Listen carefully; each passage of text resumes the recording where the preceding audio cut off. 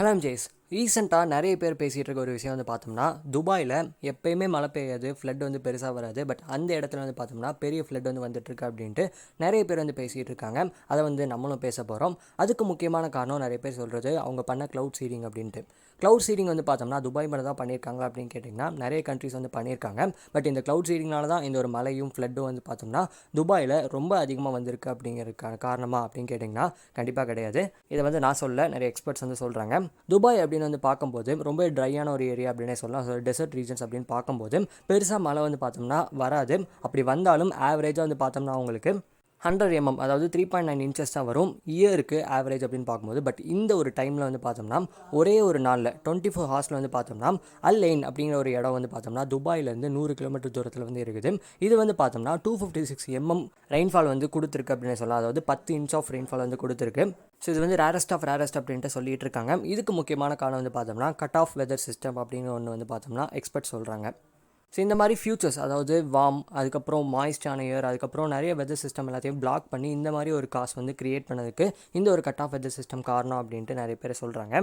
So பேசிக்காக எல்லாருக்குமே தெரியும், துபாய் அப்படின்னு வந்து பார்க்கும்போது லாங் பீரியடாக பெரிய ஒரு ரெயினே இல்லாமல் ரொம்ப ஹீட்டடான ஏரியா இருக்கக்கூடிய ஒரு துபாய் இருந்தாலும் இது வந்து ஒரு ரேரான ரெயின்ஃபால் ஈவெண்ட் அப்படின்னே சொல்லலாம். இந்த ஒரு விஷயத்துக்கு காரணம் கிளைமேட் சேஞ்ச் ஆகிருக்குமா அப்படின்னு பார்த்தோம்னா பெருசாக இந்த ஒரு கிளைமேட் சேஞ்ச் பார்த்தோம்னா குவான்டிஃபை ஆகாது அப்படிங்கிறது தான் நிறைய எக்ஸ்பர்ட்ஸ் சொல்லப்படுது.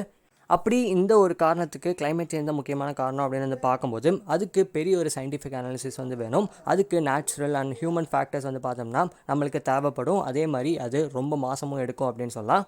துபாய் வந்து என்ன பண்ணணும்னு நினச்சாங்க அப்படின்னு வந்து பார்த்தோம்னா ரெயினை வந்து இன்க்ரீஸ் பண்ணோம் அப்படின்ட்டு அவங்களோட வளங்கள் வந்து பாதுகாக்கும். அவங்களுக்கு ஹீட்டடான ஏரியாஸ் வந்து பார்த்தோம்னா கொஞ்சம் தேவைப்படாமல் இருக்க, கொஞ்சம் ரெயினி தேவை அப்படிங்கிறது காரணத்தினால அந்த ஒரு மெத்தடை வந்து கொண்டு வந்தாங்க. அதுதான் க்ளவுட் சீடிங் அப்படின்ட்டு. ரொம்ப சிம்பிளாக சொல்லணும் அப்படின்னு பார்த்தோம்னா வார்மரான ஏர் இருக்குல்ல, அது வந்து பார்த்தோம்னா கண்டிப்பாக மாய்ச்சரை ரொம்ப நேரம் வந்து பார்த்தோம்னா ஹோல்ட் பண்ணி வச்சிருக்கும். அது எந்த அளவுக்கு அப்படின்னு பார்க்கும்போது ஒவ்வொரு டிகிரி செல்சியஸ்க்கு வந்து பார்த்தோம்னா 7% எக்ஸ்ட்ரா அந்த ஒரு மாய்ச்சரை ஹோல்ட் பண்ணி வச்சிருக்கோன்னு சொல்லலாம், ஈரப்பதத்தை. இந்த மாதிரி ப்ராசஸ் வந்து நடந்துகிட்டே இருக்கும்போது நம்மளுக்கு இன்டென்சிட்டி ஆஃப் ரெயின் வந்து பார்த்தோம்னா இன்க்ரீஸ் ஆகிட்டே இருக்கும். ஸோ அதுதான் வந்து பார்த்தோம்னா நம்மளுக்கு ரெயினாக வந்து கொண்டு வருது. ரீசெண்டாக ஒரு ஸ்டடி வந்து எடுத்திருக்காங்க. அதில் வந்து பார்த்தோம்னா யூஏயில் இருக்க இப்போ ரெயின்ஃபால்க்கான ஒரு பர்சன்டேஜ் அப்படின்னு எடுத்து பார்க்கும்போது 30% வந்து பார்த்தோம்னா இன்க்ரீஸ் ஆயிருக்கு அப்படின்னு சொல்கிறாங்க. ஆனுவல் ரெயின்ஃபால் அப்படின்னு பொறுத்த வரைக்கும் இந்த மாதிரி பண்ணிகிட்டே இருந்தாங்கன்னா எண்ட் ஆஃப் த சென்ச்சுரியில் வந்து பார்க்கும்போது நம்மளோட வேர்ல்டு வந்து ரொம்ப வார்மாக வாய்ப்பு இருக்குது அப்படின்னு சொல்லலாம். நம்ம வார்மராக எப்பப்போ இருக்குதோ இன்டென்சிட்டி ஆஃப் ரெயின் வந்து பார்த்தோம்னா கொஞ்சம் அதிகமாகும்.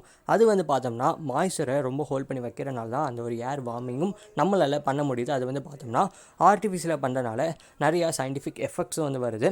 இது மட்டும் தான் ரீசன் அப்படின்னு கேட்டிங்கன்னா கண்டிப்பாக கிடையாது. நம்மளோட ஹியூமன் வந்து பார்த்தோம்னா ஆயில் வந்து பேர்ன் பண்ணுறது, கேஸு, கோலை அப்படின்ட்டு இந்த மாதிரி விஷயங்கள் எல்லாத்தையுமே பேர்ன் பண்ணுறதுனால நம்மளோட கிளைமேட் வந்து பார்த்தோம்னா இன்னுமே வார்மாக ஆரம்பிக்கும். அந்தபோது ரெயின்ஃபால் வந்து பார்த்தோம்னா அதிகமாக ஹெவியாக வந்து வர ஆரம்பிக்கும்.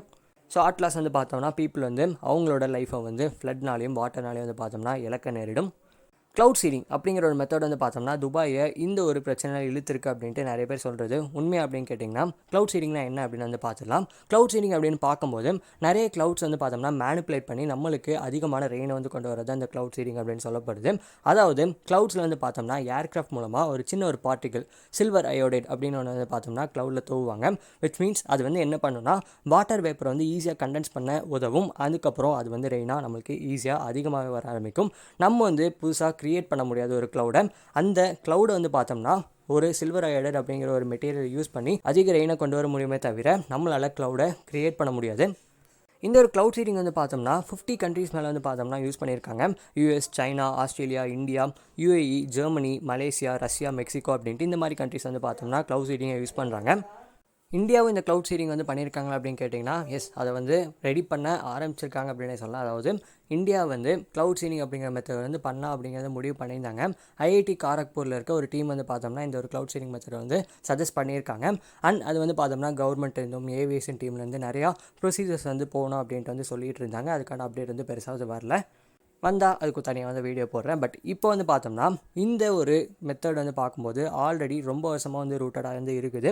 பட் யூஏ வந்து பார்த்தோம்னா கொஞ்சம் வருஷமாக வந்து பார்த்தோம்னா இந்த ஒரு மெத்தடை நம்ம இம்ப்ளிமெண்ட் பண்ணலாம் அப்படின்னு வந்து முடிவு பண்ணாங்க, வாட்டர் ஷார்ட்டேஜை அடாப்ட் பண்ணுறதுக்கு. This is cloud seeding. But இன்னொன்று என்னென்னு பார்த்தோம்னா இந்த ஒரு ஃப்ளட்ஸ் வந்து வர ஆரம்பிக்கப்புறம் அதுக்கு முன்னாடி வந்து பார்த்தோம்னா துபாய் கவர்மெண்ட் வந்து என்ன பண்ணியிருக்காங்கன்னா இந்த க்ளவுட் சீடிங் மெத்தட் வந்து யூஸ் பண்ணியிருக்காங்க. ஸோ அதனால் பார்க்கும்போது இந்த ஒரு க்ளவுட் சீடிங்னால தான் வந்து பார்த்தோம்னா இந்த ஃப்ளட் வந்து நிறைய வருது அப்படின்ட்டு கரெக்டாக தப்பான நியூஸஸ் வந்து பார்த்தோம்னா மீடியாவால் நிறைய பேருக்கு பரவ ஆரம்பிச்சிச்சு அப்படின்னே சொல்லலாம். அதுக்கப்புறம் க்ளவுட் சீடிங்னால தான் இந்த ஒரு கண்ட்ரி இப்போதைக்கு ஃப்ளட்டில் வந்து இருக்குது அப்படின்ட்டு நிறைய பேர் நம்ப ஆரம்பித்தாங்க. அதுக்கப்புறம் ப்ளூம்பர்க் அப்படிங்கிற ஒரு ரிப்போர்ட்ஸ் வந்து வந்துச்சு. க்ளவுட் சீடிங் பிளேன்ஸ் வந்து பார்த்தோம்னா டெப்ளாய் பண்ணப்பட்டுச்சு. அது வந்து பார்த்தோம்னா சண்டே அண்ட் மண்டே வந்து வச்சு. பட் டியூஸ்டே வந்து பார்த்தோம்னா நம்ம க்ளவுட் சீடிங் வந்து பண்ணல. அந்த ஒரு பிளேன் வந்து பார்த்தோம்னா மேலே வந்து பறந்துச்சு. பட் அந்த ஒரு டியூஸ்டே அந்த ஒரு டைமில் வந்து பார்த்தோம்னா பிளேன் வந்து க்ளவுட் சீடிங் பண்ணுறதுக்காக போல் அங்கே என்ன நடக்குது அப்படின்னு பார்க்குறதுக்கு தான் வந்து பார்த்தோம்னா அந்த ஒரு பிளேன் வந்து போயிருக்கு அப்படிங்கிறத சொல்லியிருந்தாங்க. க்ளவுட் சீடிங் வந்து எதுக்கு யூஸ் பண்ணுவாங்க அப்படின்னு நான் முன்னாடியே சொல்லியிருந்தேன். ஸோ நம்மளுக்கு வந்து ரெயின் வந்து தேவை. அது வந்து அந்த ஃபியூச்சர்ஸ் விண்ட், மாய்ச்சர், டஸ்ட் அப்படின்ட்டு இந்த மாதிரி எல்லாத்தையுமே டெப்ளாய் பண்ணி நம்மளுக்கு வந்து ரெயின் வந்து கொடுக்குது அப்படின்னு சொல்லியிருந்தாலும் கடைசி ஒரு வாரமாக வந்து பார்த்தோம்னா அவங்க வந்து என்ன சொல்லியிருக்காங்கன்னா ஃபார்காஸ்டர்ஸ் எல்லாமே துபாயில் வந்து பார்த்தோம்னா ஹை ஃப்ளட்டிங் ரிஸ்க் வந்து இருக்குது அப்படின்னு சொல்லியிருக்காங்க. கல்ஃபுக்கு அக்ராஸா அப்படிங்கிறத வந்து பார்த்தோம்னா ரிப்போர்ட்ஸாக வந்து இருக்குது. இன்னொன்று துபாயோட அஃபீஷியல்ஸ் வந்து என்ன சொல்கிறாங்க அப்படின்னு பார்த்தோம்னா இந்த ஒரு க்ளவுட் சீடிங் வந்து பார்த்தோம்னா ரொம்ப இன்டென்ஸான லார்ஜ் ஸ்கேல் சிஸ்டம். இன்னொன்று பார்த்தோம்னா இதை ஃபார்காஸ்ட் பண்ணுறது அண்ட் க்ளவுட் சீடிங் வந்து பார்த்தோம்னா ரொம்பவே காஸ்ட்லியான ப்ராசஸும் கூட. நாங்கள் வந்து அப்பப்போ வந்து அடிக்கடி தான் பண்ணுறோம்.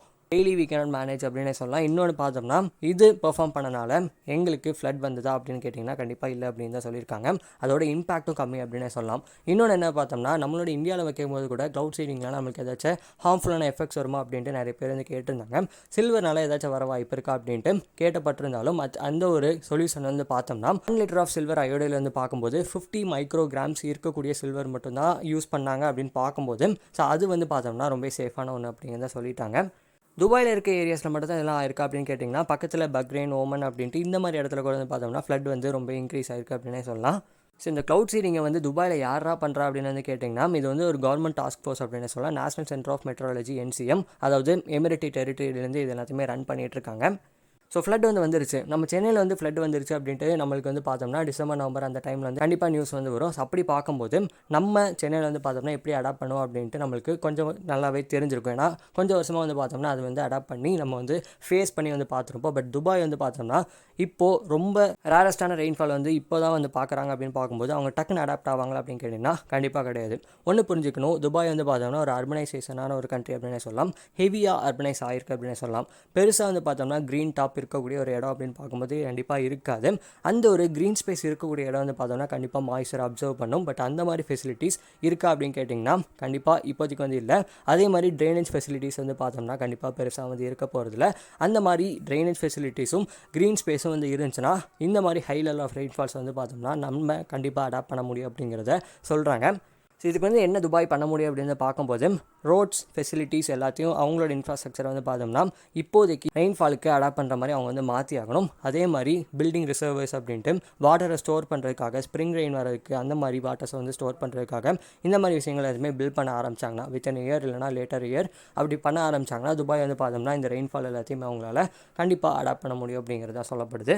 ஸோ துபாயில் வந்து இந்த ஒரு ஃப்ளட் எல்லாத்தையுமே மேனேஜ் பண்ணுறதுக்கு UAEயோட ரோட் அண்ட் டிரான்ஸ்போர்ட் அத்தாரிட்டி வந்து பார்த்தோம்னா புது யூனிட் வந்து எடுக்க போகிறாங்க அப்படின்ட்டு நியூஸ் வந்து பரவலாக போயிட்டுருக்கு. பட் எந்த அளவுக்கு எவ்வளோ சீக்கிரம் அப்படின்ட்டு நம்மளுக்கு வந்து தெரியாது.